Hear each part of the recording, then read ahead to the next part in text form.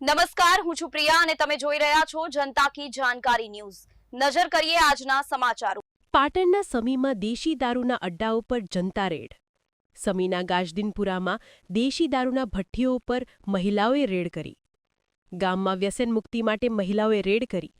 ગામમાં ખુલ્લેઆમ વેચાતા દેશી દારૂ પર ગામની મહિલાઓ રણચંડી બની। ખુલ્લેઆમ વેચાણ થતા દારૂ પર પોલીસની કામગીરી હવે જનતા કરવા મજબૂર। સમી તાલુકાના ગ્રામ્ય વિસ્તારમાં હવે જનતા રેડ મજબૂત બની હોવાના દ્રશ્યો। રિપોર્ટ અનિલ રામાનુજ, રાધનપુર, પાટણ।